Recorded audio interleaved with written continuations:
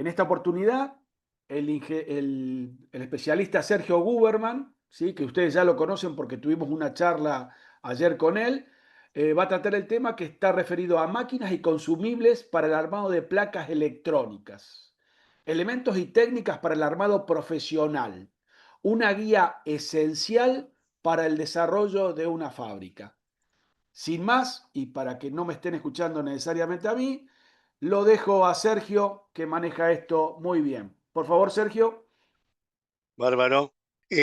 Buenas tardes de nuevo, bienvenidos a todos, gracias por participar y por estar en este quinto congreso que organiza la UTN de Paraná. La verdad que son cosas muy lindas, nos dejan enseñanzas a los alumnos y a los profesores que tenemos la suerte que nos convoquen para dar charlas. Hoy va a ser una charla especial y va a tener una dosis distinta a las charlas que ustedes están acostumbrados a escuchar.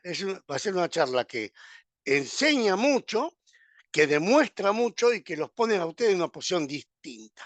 Vamos a, vamos a hacer de cuenta que todos ustedes logran el objetivo final en las carreras que están haciendo. Bueno, nos vamos a dedicar a la electrónica y ya son empresarios con alto vuelo. Ya venden sus productos, ya están administrativamente trabajando dentro de sus empresas, hay ingenieros para desarrollar, hay ingenieros para armar placas y hay armadores a quienes ustedes tercerizan el armado de los productos que ustedes hacen. Pero el volumen se está poniendo muy interesante. Entonces, tengo que tomar las riendas como empresario, decir, ¿me equipo o no me equipo? Porque ya no me abastecen tres armadores. Y por tener tres, tengo tres problemas. Porque uno me da una fecha, el otro, tengo que cumplir con el cliente. ¿Me equipo o no me equipo? ¿Qué necesito para equiparme? Bien, este es el tren que nos llevará en ese camino. Está, para los que no me conocen, para los que no me escucharon ayer, para los que son nuevos, bueno, yo hace más de 12 años que soy profesor en la Facultad de Ingeniería en el diseño para manufactura, junto a Juan Manuel Cruz. Hace más de 2 años que integro un equipo de I+D en INTI, teniendo un laboratorio de micronanotecnología y prototipado. Hace más de 30 años que estoy en el mercado. Soy el responsable de una consultora que ya tiene algunos añitos y soy entrenador en lo que llamamos soldabilidad de placas electrónicas complejas. Cuando yo digo placa electrónica compleja, ahora van a entender a qué me refiero cuando digo complejas, cuando veamos las tecnologías. La capacitación que estamos dando en el día de hoy, gracias al Congreso, es el armado de placas para el montaje, pero hay varias capacitaciones que damos a empresas, a empresarios, a operarios, etc. Arrancamos. Arrancamos haciendo un refresco de cuáles son las tecnologías que reinan hoy cuando yo agarro una placa electrónica. La del Trujol, que la vimos ayer. Orificio con agujero pasante, resistencia, capacitor, patas axiales, hacia los costados, patas radiales, hacia abajo, la doblo, la acomodo, la meto dentro del agujero y la suelto. Tecnología un poquito vieja. Hoy por hoy se maneja el SMD y la tecnología del THT o de inserción comúnmente llamada está dada en, por ejemplo, los pines o algunos conectores que por su formato en SMD resultan mecánicamente inestables. Es decir, si yo pongo, por ejemplo, una tira de pines de 40 contactos y le voy a enchufar un conector que abarque los 40 contactos, la magnitud mecánica de la fuerza del conector levantaría, desoldaría o arrancaría el impreso y los pads. Entonces, ese tipo de productos se maneja con el agujero pasante, que le da una rigidez mecánica muchísimo más grande y mucho menos posibilidad de rotura. La segunda tecnología, la tecnología que prácticamente estamos viviendo desde hace muchos años de esta parte, es la tecnología del montaje en superficie, o SMT, Surf Mount Technology. Si escuchan SMD, SMD o SMT, si escuchan D, es de device, de dispositivo. Esto quisiera saber, si habláramos académicamente, que cuando vamos a hacer referencia a los componentes sueltos, estamos hablando de los dispositivos. El diodo de la resistencia de capacitor. Cuando vamos a hablar del conjunto de los componentes que van soldados en la placa, estamos hablando de la tecnología, que lleva componentes de montaje en superficie. Esto no tiene un agujero pasante. Y la tercera tecnología, que también forma parte del SMD, de la teoría de la tecnología de montaje sobre superficie, es la del VGA. VGA o CGA o LGA o QFN o GA. ¿Qué es GA? Es grid array, array en grilla. Todo lo que tenga contacto en grilla. Puede ser columnas, pueden ser bolitas o pueden ser pistas, porque el QFN, ustedes lo saben, son pistas. El QFN, que es un bichito chiquitito, raro, complicado y que te genera un montón de dolores de cabeza, los hay con laterales expuestos, que uno ve el lateral, o sin lateral expuesto. Cuando te agarra el QFN sin lateral expuesto, prepárate para luchar con él. Estas tecnologías, más de uno de nosotros, por ahí cuando diseña o desarrolla, no quisiera usarla. Pero nos estamos encontrando que el mundo no depende de nosotros, sino nosotros del mundo. Entonces el mundo decide, por decirle cualquier barbaridad, que un microcontrolador de 8 bits comunes, que ustedes lo tenían en patas y que los tocaban sin ningún problema, hoy han decidido que no se hace más en esa cápsula, ni tampoco se hace sobre la cápsula de superficie, pasó a ser VGA. ¿Por qué? Porque es así. Porque el mundo determinó que el VGA pasó de lo que antes era industrial a ser comercial y a ser un commodity. ¿Qué es un commodity? Algo que se hace y que todo el mundo lo tiene. Entonces no me queda otra más que poner eso. Entonces ahí ya no tengo posibilidad de elección. Tengo lo que me pusieron en la mano. Bien. Trujol, SMD y VGA. Entonces, muy bien, un refresco. Ahora vamos a ver las variables que se me presentan. Los, los que me siguen de la charla de ayer van a encontrar algunas cositas de similitud, porque ayer hablamos de THT, entonces cuando yo le diga simple faz, doble faz, multicapa, van a acordarse de ayer, cuando yo diga SEM, FR2, FR4, se van a acordar de las placas que mostré ayer, cuando diga metal core, se van a acordar de la placa de aluminio que mostré ayer, o cuando hice esto y no quise dejar ciego a nadie, y le dije, esto es metal con unos LED de mucha potencia.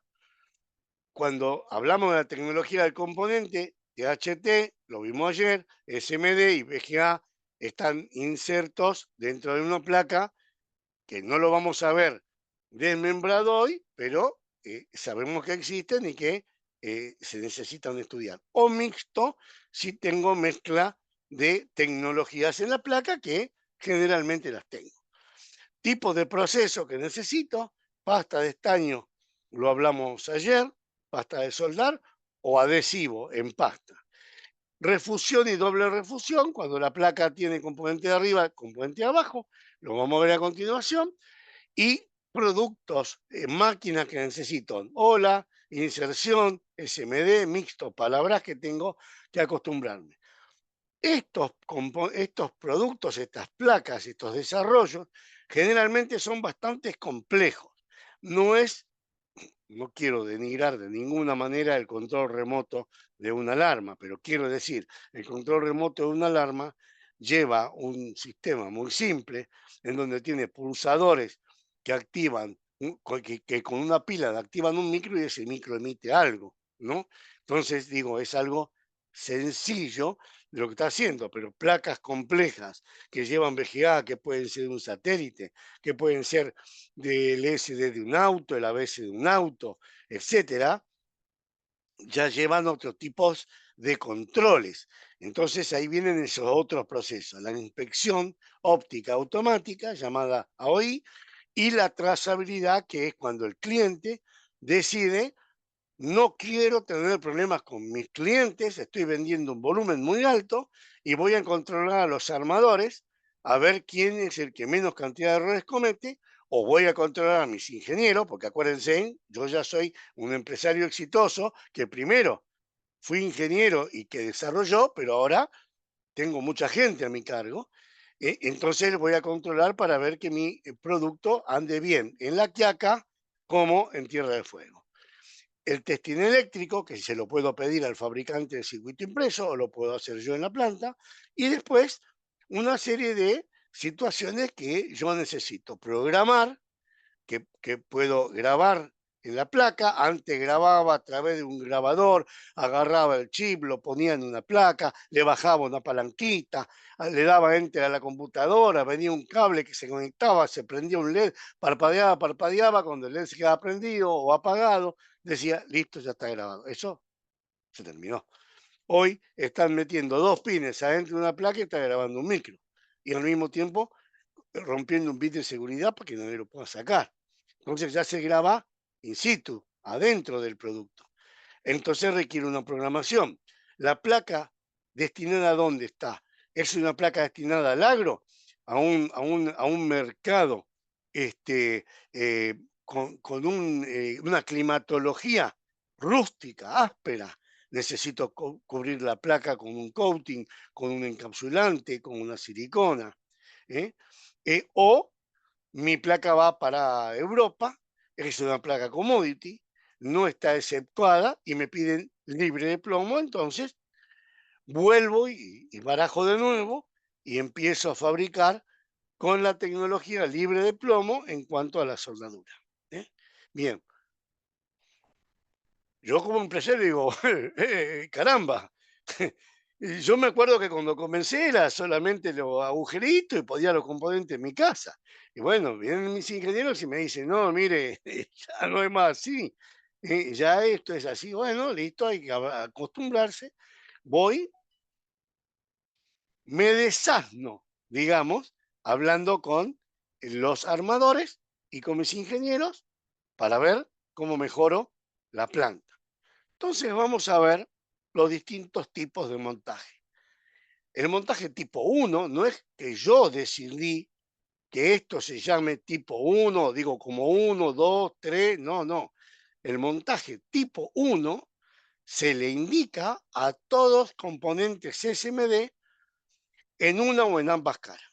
Cuando una placa tiene componentes SMD en una o en ambas caras, el montaje se llama tipo 1, aquí y en cualquier parte del mundo. ¿Qué necesitaríamos para una placa? Ahí tenemos una placa top y bottom. Para los que no escucharon ayer, top es lo de arriba, bottom es lo de abajo.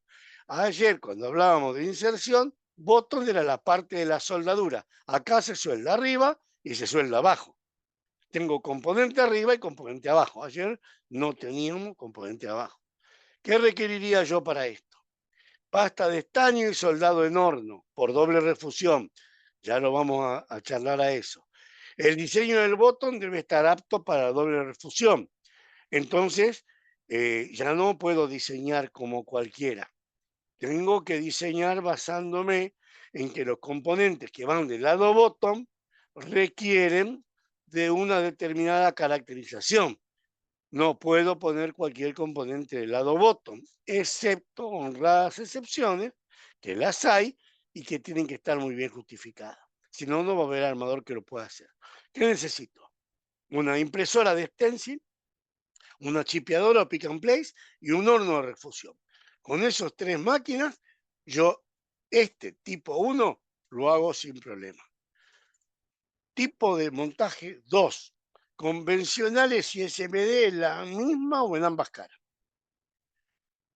Adhesivado el SMD abajo para que no se caiga y voy a usar una soldadora por ola para que me suelde la pata de los componentes de inserción que entran por arriba y al mismo tiempo me suelen los componentes de SMD que están por abajo. Para eso, a la pick and place la tendré que poner en el lado bottom los componentes con un adhesivo, no con estaño. Y después el estaño me lo va a dar la soldadora por ola. Entonces, ¿necesito la impresora de stencil? Sí. En este caso, el impresora de stencil, que ya vamos a ver cómo es un stencil, lo que es una impresora de stencil, no va a poner pasta, va a poner adhesivo. ¿Necesito la pick and play? Sí, porque voy a poner componentes MD en cantidad. ¿Necesito el horno de refusión? Sí. Pregunto, ¿por qué? deberíamos necesitar un horno de refusión. ¿Alguno de ustedes ha trabajado en horno de refusión? ¿Ha metido una placa dentro del horno? ¿Ha visto cómo entra una placa dentro del horno y se suelda? ¿Por qué yo acá necesitaría un horno de refusión?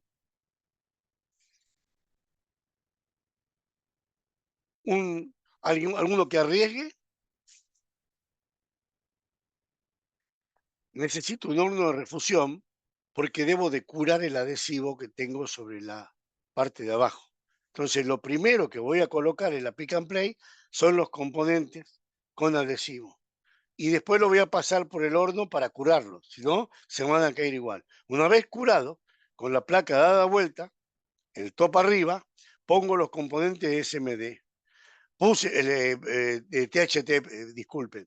Una vez que puse los componentes de THT, me quedaron estos pegados desde la panza y estos componentes. Entonces ahora va a venir una soldadora por ola, que cuando pase por acá, la vamos a ver funcionando la soldadora por ola en un video, me va a soldar todo junto, las patas del componente y los componentes THT. Ahí también requiero entender y tener idea de cómo es la posición de un componente del bottom cuando va a ser soldado por ola, porque si no tiene la dirección correcta, lo que va a ocurrir con la ola es que va a chocar en un lado y no va a ver el otro, lo que se llama sombra del componente. Entonces, adhesivo, sueldo, o decide el armador cuál es su mejor alternativa. Hay armadores que pueden decidir, no, yo esto lo voy a hacer de otra manera, porque, por ejemplo, hay armadores que tienen muchos operarios y que son muy rápidos para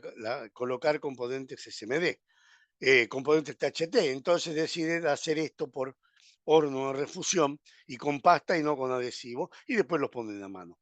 Eso va a depender si lo que me trajeron para armar son 20 o son 2000. Entonces yo voy diciendo, a ver, qué componentes, qué placas tengo yo que llevan tipo 1, qué placas tengo tipo 2. Yo voy entendiendo. Esto no me lo está dando mis ingenieros, me lo está dando el soporte a quien yo confío para que me venga y me explique cuánto debo gastar yo para comprar una línea de producción. En este caso, ¿quién sería esa persona? Yo, que me debo de haber ganado la confianza de ustedes para que ustedes consideren que aparte de idoneidad, yo voy a tener máquinas para venderles correctas y funcionales bien. Y que no voy a ser una persona que les va a contar lo que ustedes quieren escuchar, sino les va a contar la verdadera historia de lo que ustedes quieren hacer. Y va a arrancar diciéndoles, ¿y cuál es lo que tenés previsto para los próximos 2 años? Porque es la pregunta del millón para no decirte dentro de un año que lo que tenés ya no te sirve. ¿Está? Entonces eso se gana a través del tiempo. El montaje tipo 3 tiene convencional y SMD en distintas caras. Todos THT arriba, todo SMD abajo. ¿Qué voy a necesitar? Algo parecido al anterior, una adhesivadora o un printer para poner adhesivo, una pick and place, una soldadura por ola, o una soldadora por ola selectiva. Un producto bastante más caro y bastante más específico. Generalmente lo piden las empresas que necesitan libre de plomo o las que, por ejemplo, hacen motherboard de una PC. ¿Eh? Bien, comenzamos con el equipamiento. Yo les estoy contando a ustedes. Les voy a pedir información, ustedes me la van a dar, ustedes se la van a preguntar a sus ingenieros y yo les empiezo a dar información. Entonces, yo les cuento a ustedes, vamos a nombrar a Raúl. Bueno, Raúl, yo te voy a contar que vas a necesitar todos estas máquinas, la impresora, la adhesivadora, la chipeadora, el horno, soldadora por ola y después vemos, Raúl, el tema de la selectiva porque es un gasto muy grande, habría que justificar muy bien y podemos ahorrar ese gasto y hacerlo en otro lado de la línea. Y ahí necesitaría reunirme con tus ingenieros para que me digan si estos dos productos pueden estar al lado de arriba y no del lado de abajo. Por ejemplo, una charla. de café que tendría con un cliente, que en este caso el cliente sería Raúl. Muy bien. Entonces, bueno, Raúl me dice, Sergio, por favor, quiero ver, quiero entender, quiero saber. Bueno, mira Raúl, acá tenés un stencil, es un Xiaolong de 23 pulgadas por 23 pulgadas, lo tengo aquí, nuevito, sin desembalar, no lo quise traer para mostrar por un respeto al cliente nada más, y tengo una impresora que tiene dos espátulas o squeegee, que son esto azul que ustedes ven acá, que lo azul es una goma, pero abajo tiene una especie de cuchilla de acero, una que a 45 grados para atrás, una a 45 grados para adelante. Un motor que maneja, que empuja para abajo una y un motor que empuja para abajo la otra. Y pasta de estaño que voy a poner. Entonces, a partir de ahora, la vamos a ver funcionando. Díganme si se ve bien el video, por favor. ¿Se ve bien el video? Sí, Sí, Sergio, sí, se se ve ve. bien. Bárbaro. Los inserté, Gabriel, Raúl, para no tener el problema que teníamos ya. Ahí Vale. bajó la tapa. La tapa que bajó es el stencil de 23 pulgadas agarrado. Ahí puso la pasta de estaño y ahí viene barriendo con el motor del lado izquierdo y empujando la pasta, haciendo un ruido. Para y empuja el motor del lado derecho y vuelve a pasar la pasta para el otro lado. Eso se llama doble pasada. Levanta la tapa, que es el stencil, el Xiaolong, y acá tengo la placa literalmente empastada. La placa tiene un volumen que lo tiene en el eje X, en el eje Y, y hoy con la tecnología muy chiquitita se está midiendo el volumen de alto. ¿Eh? Antes solamente se veía la dosis sobre el centro del pad, dejando todo un abril alrededor. Entonces uno decía, está bien, está centrado, está empastado. Cuando coloque el componente arriba y pase en el horno, no se va a cortocircuitar. ¿Eh? Pero, toque mal, perdón. Bien, esto que ustedes vieron acá, esto que están viendo acá, es lo que vieron en la foto, en el video. Acá lo abro, estos dos sinfines, y acá le conecto un cuadro de aluminio de 23 pulgadas por 23 pulgadas que lleva un acero, una lámina de acero, generalmente de 130 micrones, que tiene el dibujo del circuito que yo voy a poner acá. La placa la voy a poner acá con unos sujetadores especiales. Voy a bajar la tapa y con estas tres manivelitas que ustedes ven acá, voy a corregir hasta poder ver que el agujero me vea exactamente el pad. Cuando el agujero me ve exactamente el pad y miro todos los extremos, todas las puntas, y toco con el dedo y veo que en ningún lado tengo mayor flexibilidad que en otro, sino que está a la par, bien, ahí considero que está correcto, ahí pongo la pasta y ahí lo hago circular. Si yo no tengo un equipo automático como el que vieron en el video, yo utilizo la espátula en forma manual como este muchacho la está usando acá para pasar, en este caso, en esta foto, está poniendo tinta para grabar una imagen. Pero imagínense que hace exactamente lo mismo con la pasta en forma manual. Por supuesto, requiere de un entrenamiento que es a cuántos grados se lleva la espátula, cuál es la presión que hay que hacer, cuál es la dosis, cuál es el espacio que tengo para que role la pasta y se pueda introducir correctamente, etcétera. Pero bueno, eso ya es demasiado avanzado. Yo se lo voy a enseñar a tus operarios, Raúl, no te lo voy a enseñar a vos. Cuando compré la línea, yo me voy a encargar de enseñar la producción y las primeras producciones las vas a hacer conmigo. Cuando ya tus operarios estén cancheros, ahí te largo, listo, misión cumplida, trabajo terminado. Todos felices. Bien, ¿qué es una pick and place? Yo acá podría haber puesto pick and play de una generación fabulosa que ponen 50.000 componentes por hora, pero decidí poner una máquina de un solo cabezal que encima me permite tener la cápsula abierta, porque es viejita, y que me deja ver todo lo que quiero ver y mostrarles a ustedes. Y no les llame la atención que me van a ver con barbijo, porque esto lo hice para los cursos de UBA, de FIUBA, en la pandemia. Entonces aproveché en la pandemia para grabar algunos videitos instructivos, ¿no? Que debería de subirlos en algún momento al curso. Entonces, vamos a ver qué es una pick and play. Una pick and place, vamos a dar el ejemplo que siempre doy.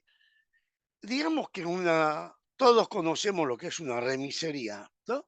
Entonces yo digo, ¿cómo una remisería? Claro, la remisería tiene un sector administrativo con una dirección específica de donde van a partir remises y yo tomo los pedidos. Perfecto. La remisería tiene una dirección concreta. ¿Dónde están los coches? No están adentro de la remisería, están a media cuadra, a una cuadra en una playa de estacionamiento. Y yo tengo varios vehículos que están en la calle. Perfecto. Pero digamos que están en una playa de estacionamiento para hacer prolijo.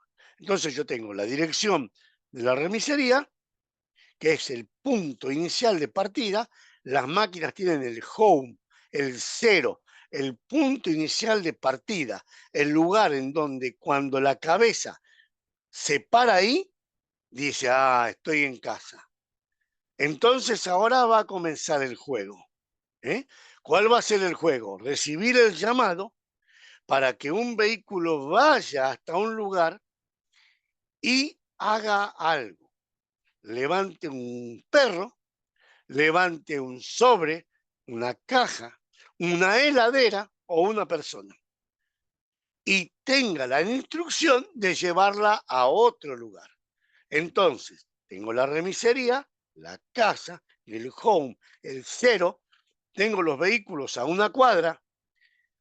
¿Qué es el vehículo? Es la herramienta. ¿Qué es la herramienta para pick and play? Las boquillas. ¿Qué es la caja?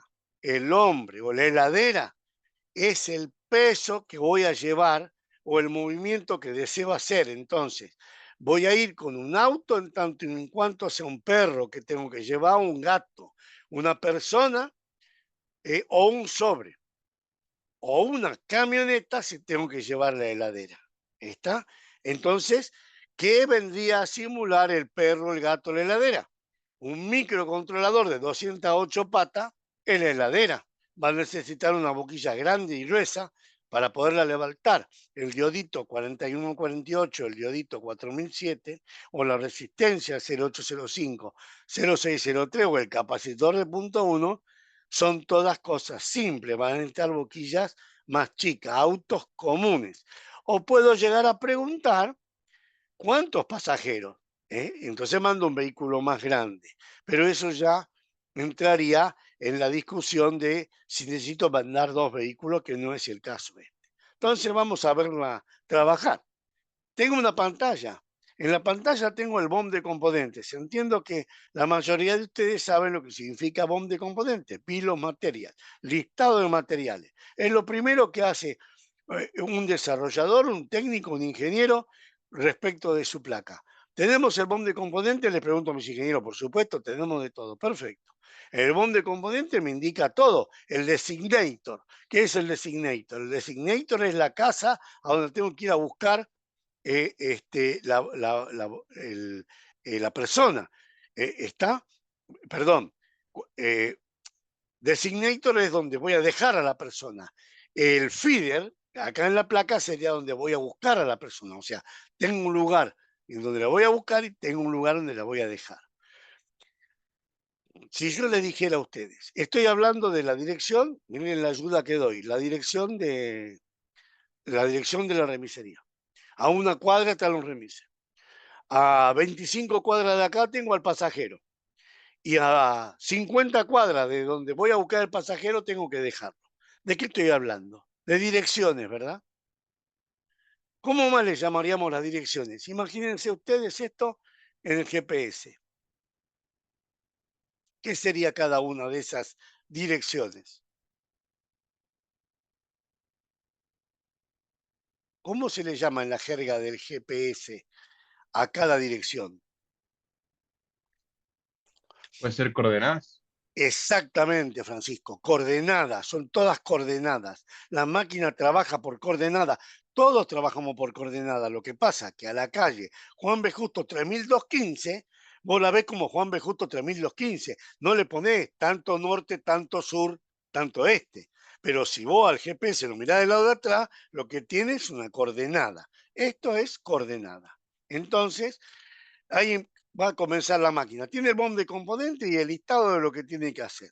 Ahora tiene que comenzar a trabajar. ¿Eh? Vamos a ver cómo comienza a trabajar. Bueno, aquí tiene, acá la máquina tiene una posición que es el 0. Si la cabeza no está parada acá, no la ve. Acá ve el 0. Aquí tiene todo, cada uno de estos pocitos lleva una boquilla. Esos son los remises, los vehículos o las camionetas. O sea, tiene el 0 de la casa, tiene dónde tomar.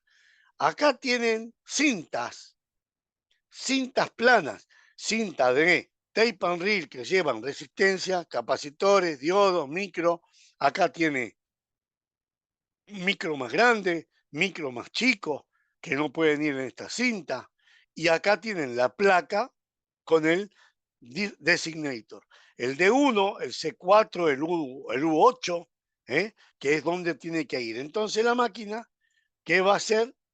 La máquina va a venir a su 0, de acuerdo a la coordenada sabe qué es lo que tiene que ir a buscar, va a venir a buscar la herramienta, con la herramienta va a venir a buscar, a picar, pick and place, tomo y dejo, va a venir a picar a donde esté esa coordenada y lo va a llevar y dejar en el designator que corresponda.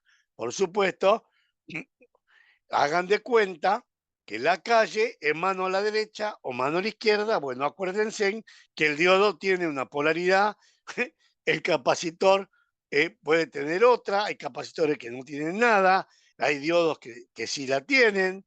Entonces, esa diferencia de girarlo vendría a ser para dónde está la calle, ¿no? Pero va a ir al designator. Entonces, la máquina acá chequeó, primero, chequeó lo que se llama fiducial. ¿Fiducial qué sería? ¿Dónde voy a comenzar? ¿De dónde voy a salir? Del estacionamiento. Llego al estacionamiento y tengo el vehículo. ¿Lo veo al auto? Sí, lo veo. Este es el fiducial. En la placa, el comienzo de la placa. Perfecto. El comienzo de la placa y al mismo tiempo la ciudad de Buenos Aires, o la provincia de Buenos Aires, o la localidad que sea. B, perfecto. Entendido, dice la máquina. Vi todos los fiduciales, tengo el mapa de la ciudad de Buenos Aires, no me voy a ir de adentro, entonces voy a comenzar. Entonces viene, pico y deja, pica y deja, busca a la persona y deja, busca a la persona y deja. Cambia la boquilla cuando la ve complicada, que sería más pesado. Pica y deja, pica y deja. ¿eh? Esas coordenadas las arma la máquina. Ahí cambió la herramienta porque pica un componente más complicado. En realidad no es más complicado, sino que el 4148. Y se va y espera, dice, ya terminé la tarea. Y llama y se reporta a la base y dice, ¿qué hago ahora? Volvete. O volver a hacer el recorrido, que sería en este caso, sacar la placa, ponerse otra y vuelve a iniciar el recorrido. Eso hace una pick and place. Esta la hace con una boquilla. Hay algunas que hacen con 2 boquillas, con 4 boquillas, con 6 boquillas, con cabezales tipo revólver. Esta pone 1500, 2000 componentes por hora. Hay máquinas que ponen 6000, 10.000 componentes por hora y hay máquinas que ponen 100.000 componentes por hora. ¿eh? Eso va a ir de acuerdo a mi necesidad. Esa necesidad se la estoy preguntando a Raúl, que es el que me contrata y yo quiero venderle a Raúl. Y no le puedo mentir. Yo le digo, Raúl, mira que 100.000 componentes es una cantidad.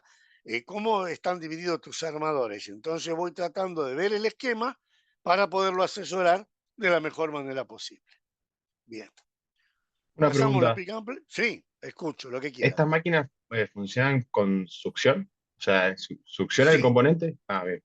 todas, Francisco. El aire es vital en estas máquinas.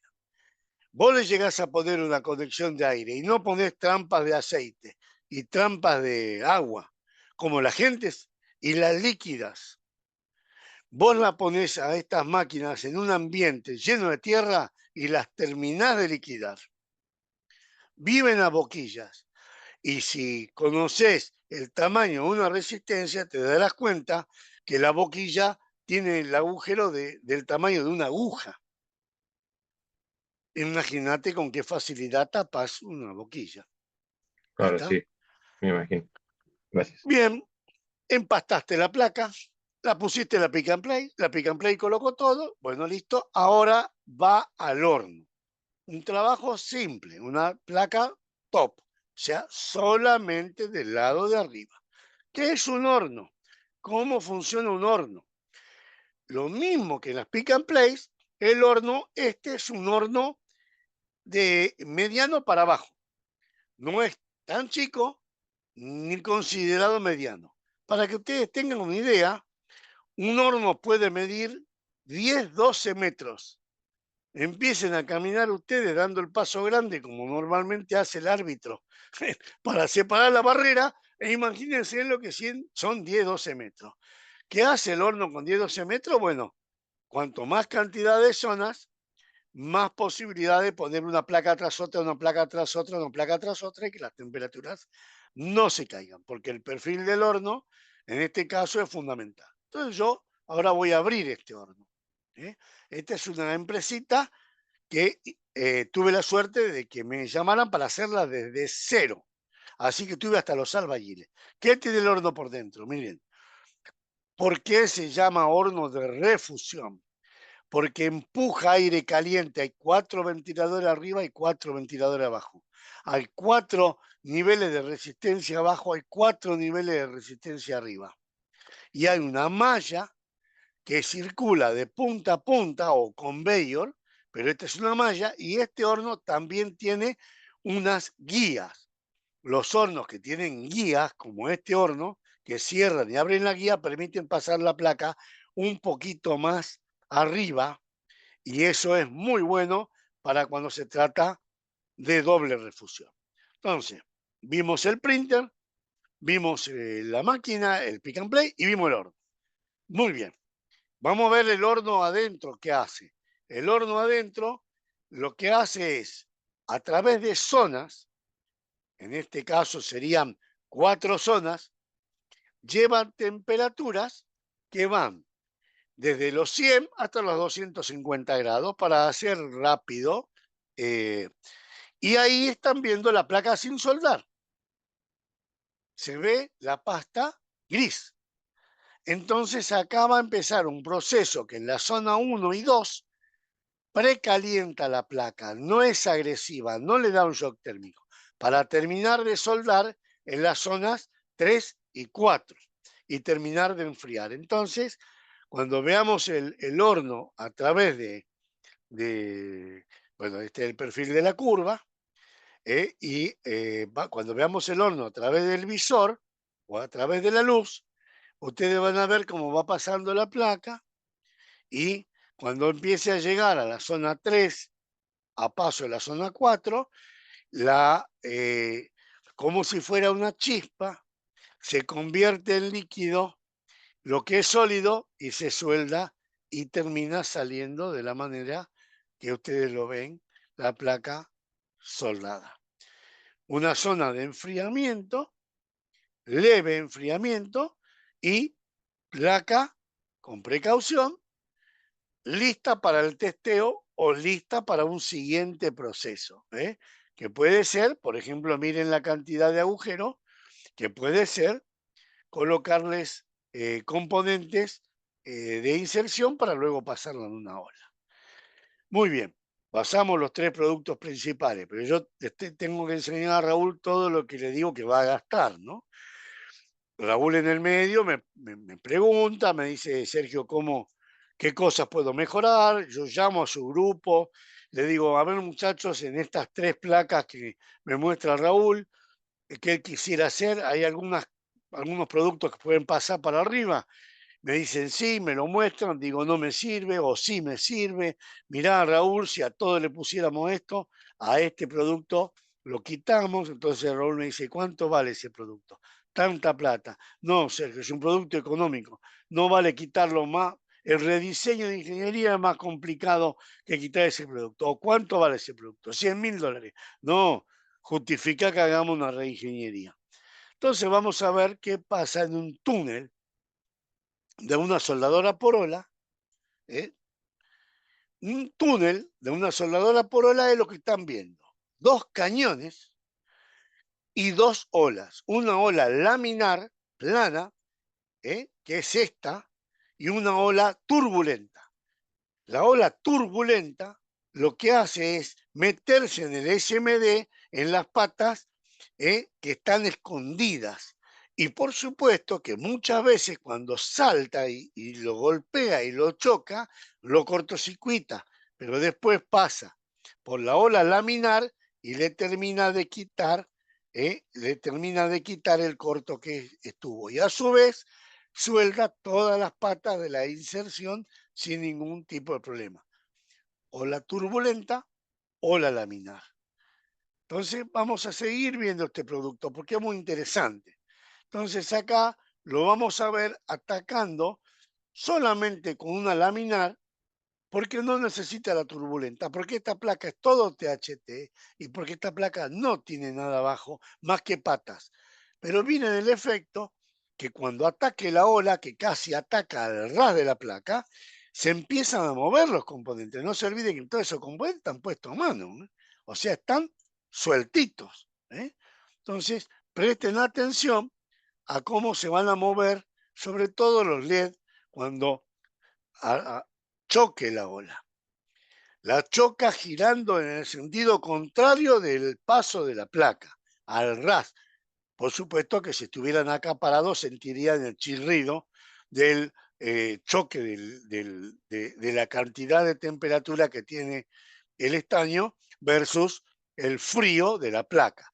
Placa que antes de llegar a la ola pasó por un flux que activó y que mejoró la posibilidad de que la soldadura sea mejor. ¿Qué vería yo si me meto adentro de ese túnel? Yo vería esto, una placa tras otra, ya en línea de producción. Y miren la cantidad de componentes que lleva cada placa. O sea, volvamos a esta placa, la primera que está saliendo. Miren la cantidad de componentes que lleva la placa. Es interesante la cantidad de componentes. Cuidado, eso, Disculpe, ¿sí? una pregunta. ¿El shock ¿Sí? térmico no podría causar algún fallo en el sustrato del PCB o algo por el estilo? Bueno, no debería de traer acá un PCB que no sea, por ejemplo, FR4 para una cantidad de placas de esta naturaleza. Pero el shock térmico no lo tenés en demasía porque vos antes, a esta altura, tenés 2 enormes precalentadores que tiran aire caliente a más o menos 120, 130 grados, que es la activación del flux. Fluxea, precalienta la placa y después te la agarra esta a 230 grados. Entonces, si bien hay un shock térmico, porque shock térmico es todo lo que se acerque con agresividad, ya tenés la placa precalentada a 130, 140 grados. ¿Se entiende, Joaquín? Bien, perfecto. Gracias. ¿Está? No, es un gusto. Lo que quieran. Entonces, bueno, acá ya vienen en producción. Ya tengo un operario solamente mirando porque estos deditos, algunas veces se suelen mojar demasiado Y si se mojan demasiado, la placa se chinga un poquitito y corres el riesgo algunas veces que se caiga. Y si la placa se cae, inmediatamente hay que parar la máquina. ¿Cómo sale la placa? ¿Cómo la van a ver acá? Los deditos la llevan a la placa ya soldada a una cinta transportadora que también tiene movimiento. Entonces acá se está enfriando, hay dos toberas arriba que tiran aire frío, entonces está preparado un operario con guantes para recibir la placa y ponerla en un stack, ¿eh? En un lugar donde almacenan una arriba de la otra, y cuando queda lleno pasa a otro sector en donde va a revisar y le va a quitar los cortocircuitos que quedan, que son totalmente normales. Lo bueno es que el líder del producto, del proyecto, el líder de la planta, tiene que tratar de minimizar la cantidad del retrabajo manual para que sea más rápido esto y para que haya menos cortos. Y eso lo va a minimizar controlando qué productos puede haber malos, hay productos malos de mala calidad que generan corto o que no sueldan, o la posición del ataque, o bajar la velocidad del transportador, porque por ir demasiado rápido en algunos lugares no quiere soldar, le va a encontrar la vuelta. Y una soldadora por hora selectiva, que ya tiene un costo muchísimo superior, como bien lo dice el dicho, es selectiva. ¿Qué significa selectiva? Esto es un fluxiador, hecha un spray de flux. ¿Qué es lo que se mueve acá? Se mueve la placa, se mueve en el eje X y la placa, con el software que tiene claramente grabado y los lugares donde tiene que dispensar flux. Mientras va dispensando flux, el flux se va activando, secando, porque al mismo tiempo hay un precalentador que lo está activando. El flux se activa entre los 110 y los 120, 130 grados. Y hay una bolita de estaño que va a ir soldando, también de acuerdo al cronograma, exactamente los lugares puntuales que fueron indicados en ese lugar. Es aquí donde, si esta es la placa que Raúl me mostró, le digo, Raúl, no hay ninguna otra alternativa que usar una soldadura selectiva de una placa de estas características. Mirá, lo único que tiene de malo es que es lenta. Pero si vos quisieras armarte, como uno dice, hasta los dientes, podríamos comprar equipamiento que tienen 3 o 4 boquillas, pero que los costos se van, pero, pero lejanos del planeta. Pero existe. Pero si es de a uno, es un proceso lento. Bien, ¿suelen usar nitrógeno? Sí, suelen usar nitrógeno. Muy bien.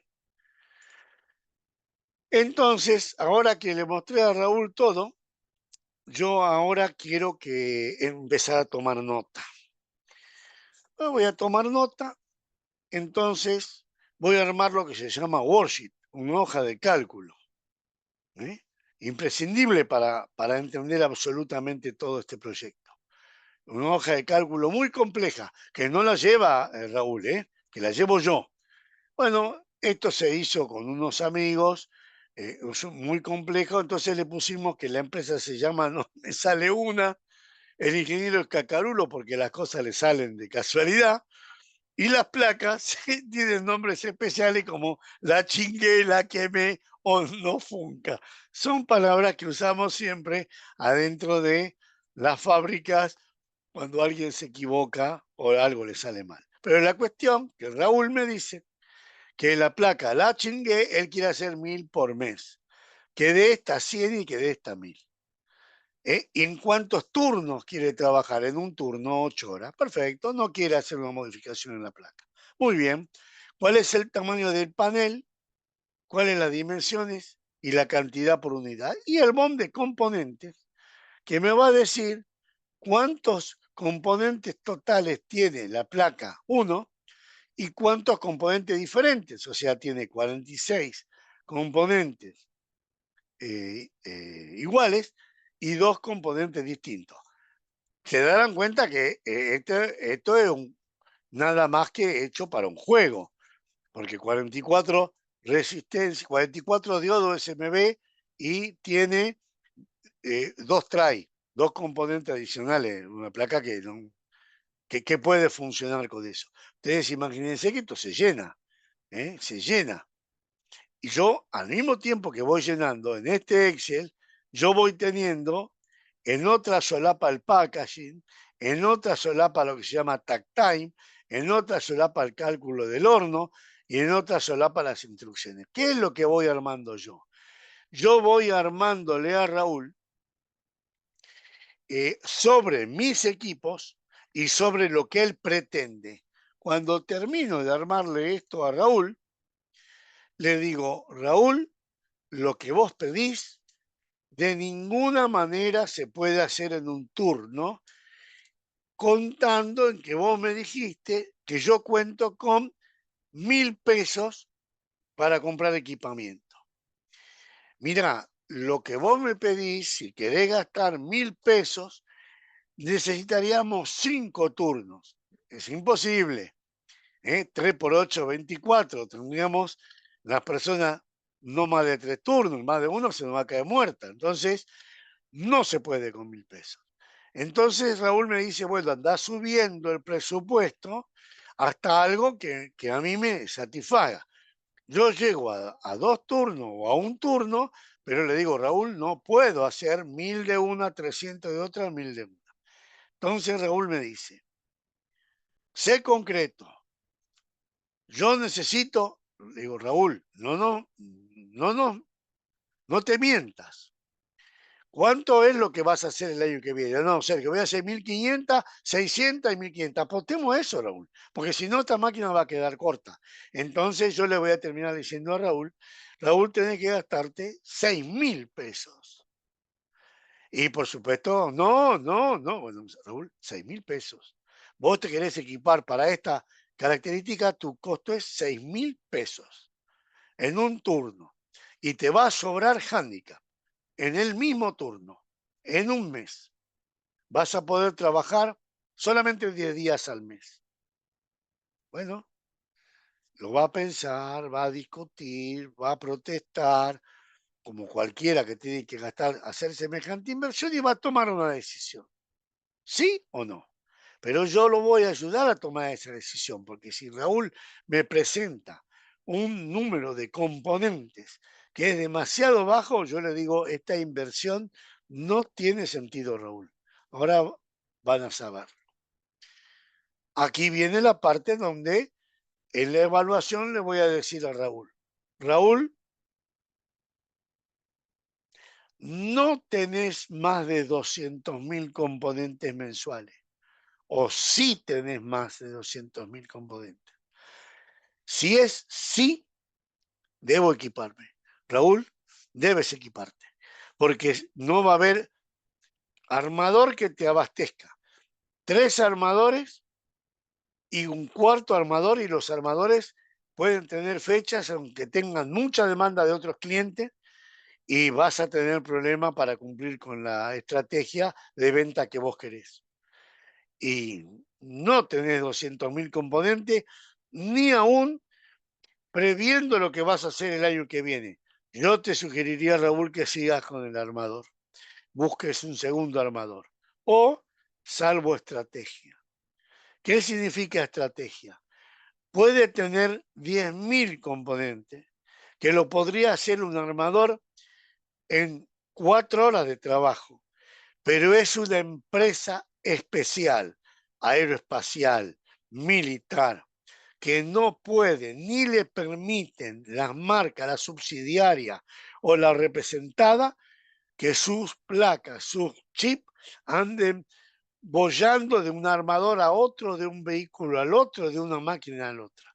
Y le dicen, vos te tenés que equipar para hacer mi producto. Generalmente esas empresas aportan dinero para que vos te puedas equipar. En ese caso, no hay discusión que valga, vale lo mismo, pero para 10.000. Entonces, vamos al caso de sí. Entonces, bueno, es sí, Perfecto. Qué alegría, Raúl. Vas a hacer un nuevo, vas a tener en tu planta el armado. Qué lindo. Bueno, vamos a empezar a estudiar lo que te debes aprender. Vos y tu gente, y tráeme gente especializada. Vamos a entender sobre la norma 9850 y vamos a entender 3 palabritas como real speed, takt time y speed rate. Bueno, yo creo que Raúl va a poner una cara peor que la que está poniendo Homero en esta presentación, ¿no? Entonces le digo, tranquilo, esto requiere de fórmulas que no tienen sentido contárselas en esta charla. La velocidad de los componentes, eso es el real speed, que yo ya más o menos la tuve en cuenta. El speed rate, la velocidad del componente por hora, máximo alcanzable para el equipamiento que Raúl me pidió. Y el takt time es la capacidad de producción que me voy a dar. En algunos casos puede ser un poco teórico esto, porque algunas máquinas, como todo, mienten un poquitito en la máxima que pueden dar. Pero si yo me ajusto en la norma 9850 y soy más bien pesimista que optimista, siempre voy a decirle menos de la capacidad de lo que la máquina pueda, para que cuando pueda esa capacidad estemos holgados. Entendiendo esto, vamos a poder enfrentar la situación de lo que me pide. Pero, digo, un momentito, todavía no hemos sacado el auto de la concesionaria.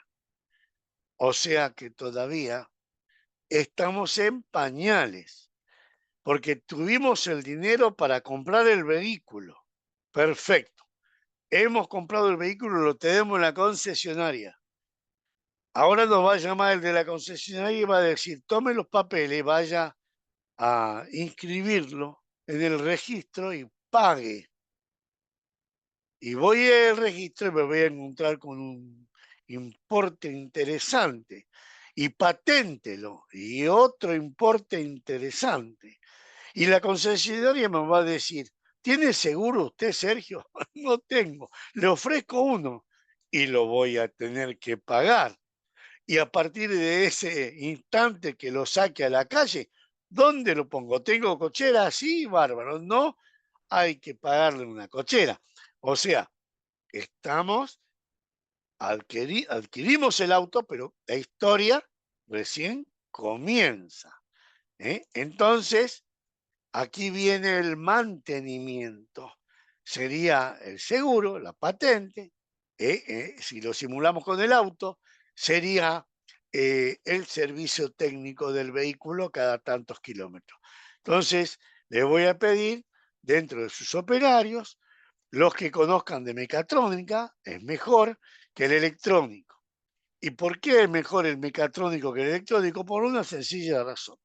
Los electrónicos, estoy totalmente incluido en esto, cada vez que vemos una placa empezamos por qué, y por qué, y por qué, y no tenemos que preguntar por qué, tenemos que armarla.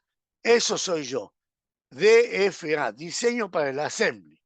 Ustedes son diseño para la manufactura, hacen el circuito, idean lo que tienen que hacer, hacen el prototipo, hacen el firmware, hacen el software, mandan a hacer el circuito impreso, compran los componentes y una vez que tienen todo eso, yo los hago. Eso es DFA. Acá estamos haciendo DFA. Hasta el momento la planta hacía solo DFA. Diseñaba para la manufactura. Yo necesitaba diseño para el assembly y no lo hacía. Lo hacía el armador, ahora lo va a hacer DFA y DFM adentro de la planta.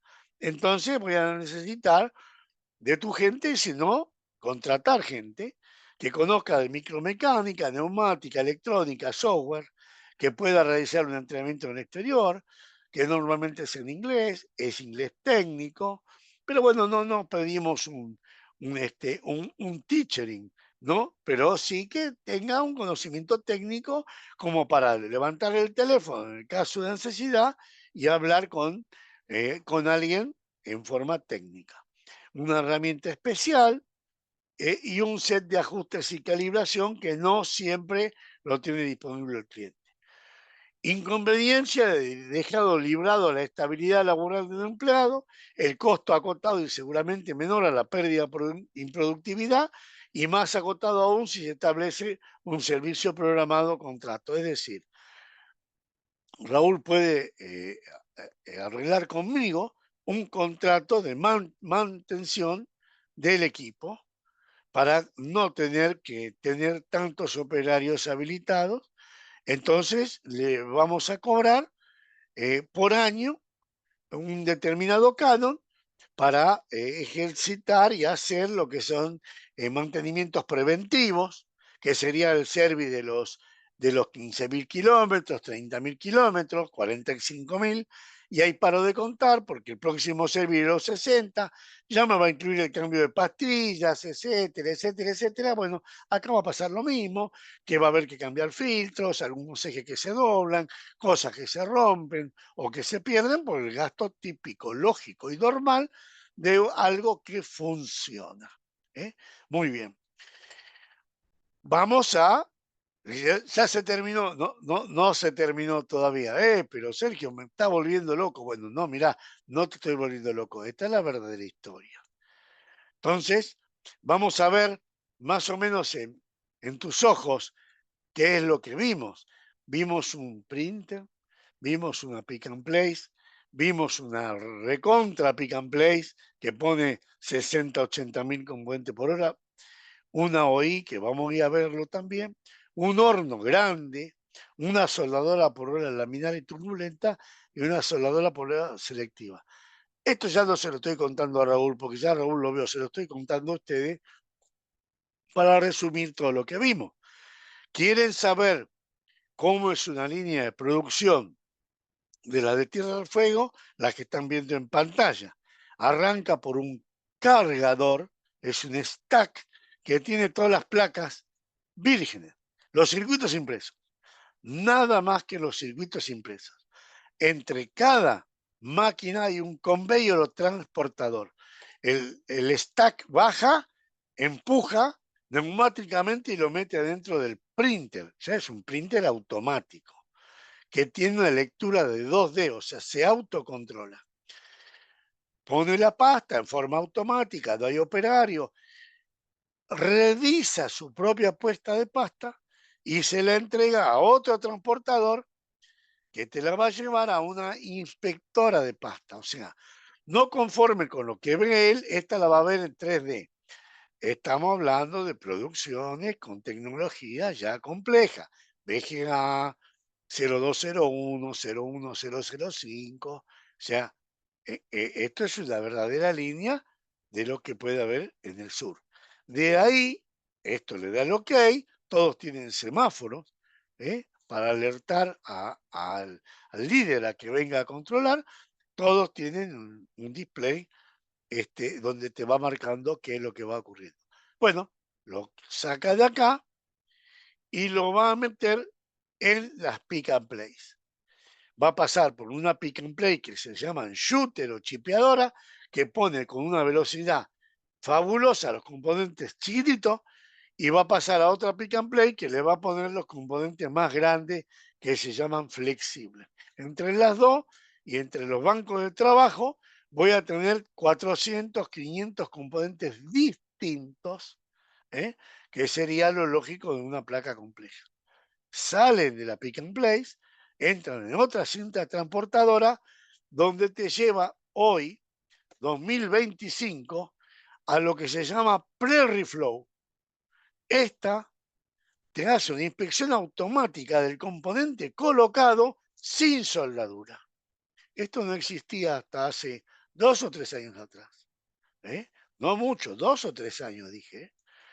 Esto ya te dice, están bien colocados los componentes con la posición de la pick and play. O sea, que no tan solo que te revisó la cantidad de pasta, sino que esta te va a revisar que la pick and play no haya hecho ningún desbarajuste en la alineación del componente que apoyó arriba del estaño. Bueno, finalmente otro transportador la lleva al horno y del horno sale por otro transportador y la lleva a otra inspección automática de la placa soldada, para que finalmente vaya a un descargador que es igual que este, que recoge lo que este dejó. Pero acá ya lo recoge con toda la placa, con los componentes puestos y soldados. Las líneas ya son inteligentes y se tienen comunicación entre ellas. Entonces esta le puede decir a esta que ve un defecto tal que puede ser corregido por este. Entonces le avisa a este. Ya hay inteligencia artificial montada en los productos. Por supuesto que no existe planta que no tenga, que aunque sea poner tornillo, entonces va a necesitar preformadora de componente, operarias u operarios o máquinas de retrabajo para algo que salió mal o estacioncitas de soldadura. Costos menores, pero costos al fin. Las mesas de trabajo hay que armarlas acorde a una norma, con una mesa antiestática, con las descargas, con luces que correspondan. Ya vamos a ver la pequeña plantita que yo tuve la posibilidad de armar de cero durante la pandemia, chiquitita, de prototipo y bajas producciones, pero con todas las normas. Muy bien. ¿Se terminó? No, todavía no se terminó, Raúl. Esperá, que las máquinas llevan estaño en pasta, estaño en barra, adhesivos, aceite. Aceite llevan, sí, llevan aceite. Aceite las cadenas, grasa los ejes, conforma el coating tus placas porque van al agro. O fluxes determinados, son consumibles que tenés que tener en cuenta. Vos ya tenés los proveedores, o sea que este no sería a sumar, pero si te los puso el estaño en pasta, el aceite, el estaño de alambre, el adhesivo, te los pone el armador. Ahora lo vas a tener que poner vos. O sea, si el coating o el encapsulante lo ponías en tu planta, no, ya tenés el costo de eso. Y vas a tener que comprar y tener químico de limpieza, stencil, ya lo tenés, se lo pagás y se lo mandás al armador, material antiestático. Puede ser que tengas un escritorio para tus ingenieros para que manipulen los micros. Bueno, habría que multiplicarlo por 2 o por 3. Extractores de humo, ya tengo, perfecto, Raúl, listo. Usemos esos bancos, ampliemos los bancos, herramientas de trabajo, mesa de trabajo, o si quiero hacer un control de calidad posterior a la línea. El AOI, el inspector, lo puedo tener en la línea o fuera de la línea. La mayor velocidad es que esté dentro de la línea. La menor velocidad y más bajo costo es que esté fuera de la línea. Y que yo lo hago cuanto quiero, por lote, por número, por cantidad. En la línea lo hace al 100%. Muy bien. Bueno, ahora sí, terminamos. ¡Qué alegría! Entonces, bueno, ahora sí vamos a comentar qué es un stencil que vieron. El de latón se lo puedo mostrar porque tengo como 10 latones acá. ¿Para qué tengo 10 latones? Bueno, entre otras cosas, para mostrarle a ustedes y entre otras cosas para cortarme, porque el latón corta. Eso que están viendo ahí, que estoy señalándolo yo, es un latón, el que les voy a mostrar, un latón que como latón, acá lo tienen, está, en una placa de 2 ochos, que es una placa para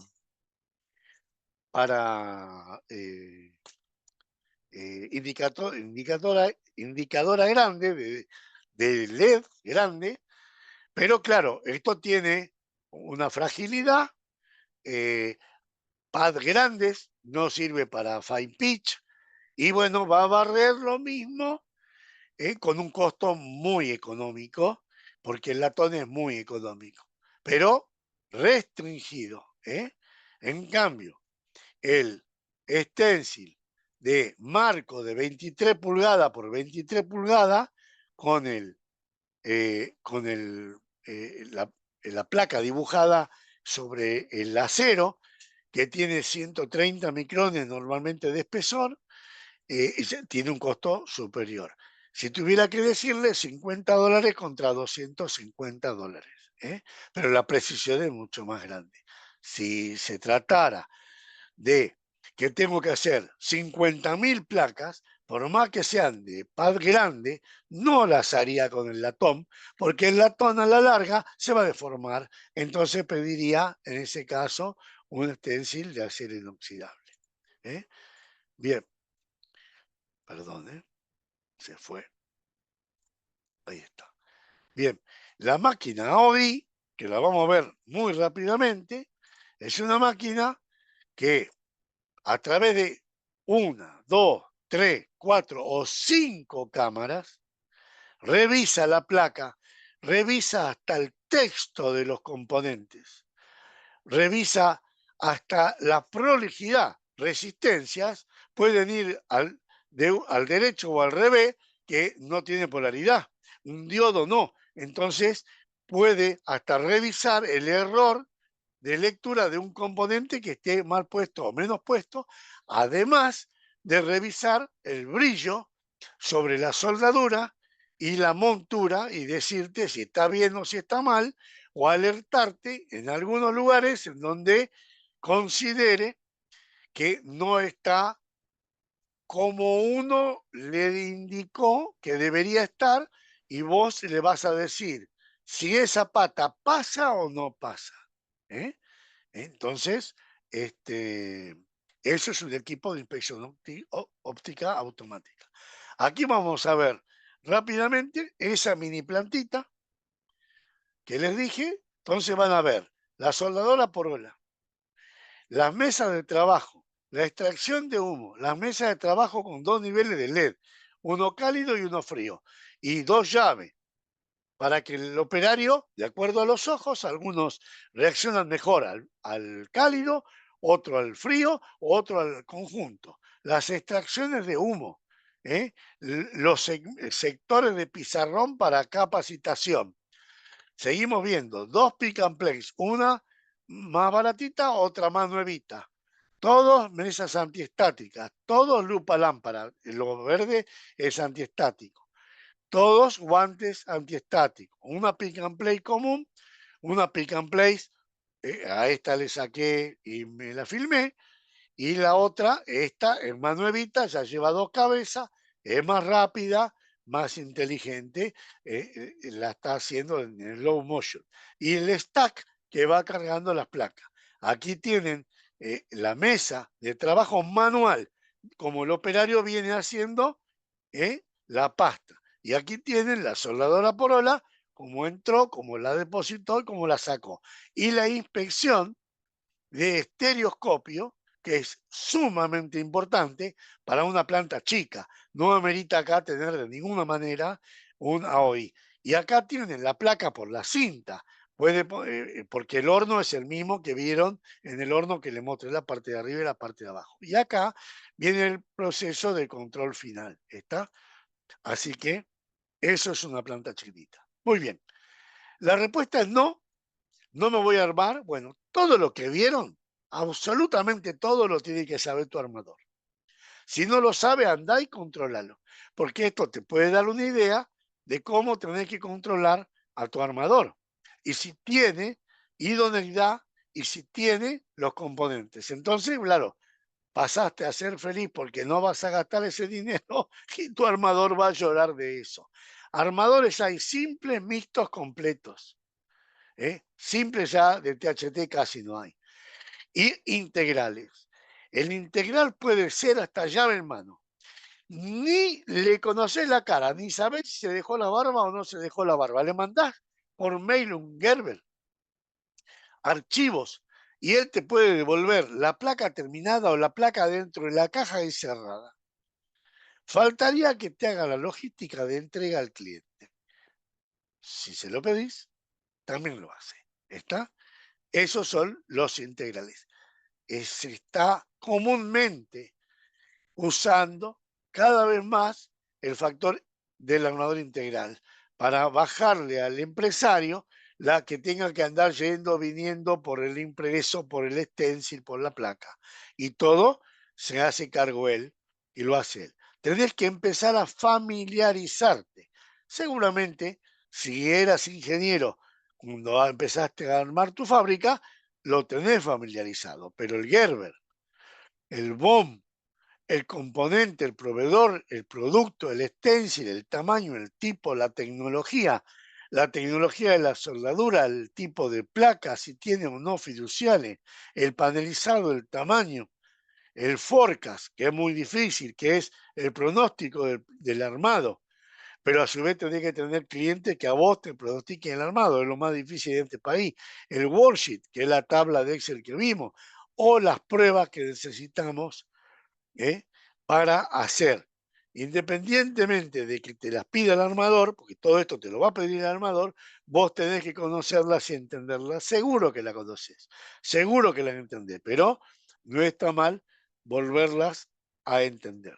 ¿Qué te va a hacer el armador? Él te va a controlar el estado de los componentes, porque podés comprar componentes malos por gastar menos plata, el estado del embalaje, la calidad de los componentes, la calidad del PCB, la calidad del stencil, la cantidad de componentes top y bottom, la complejidad de los componentes. También te está sacando la ficha si en algún momento mentiste, ¿no? La cantidad de los componentes que deben trabajar a mano, los errores graves de diseño, si se los podés corregir bien, y si no los podés corregir, los vas a tener que contemplar en el costo que te va a poner, y uno de esos errores pueden ser sombra de los componentes porque están mal colocados. Le podés decir, por el momento, hasta que no haga un rediseño nuevo, va a ser así, asumís el costo y se terminó. El tema es no mentirle, porque si le decís que no tenés errores de diseño, si le decís que no hay sombra del componente, que no va a haber efecto Thompson en la soldadura, que el componente se para, que no tenés problema en la doble refusión y después lo tiene, la cotización que te la hizo ya no es válida o, como decimos, va a tragar el sapo por primera vez y la segunda vez te va a cotizar el doble. Ahora vos también vas a tener que controlar porque el armador quiere que sea su cliente.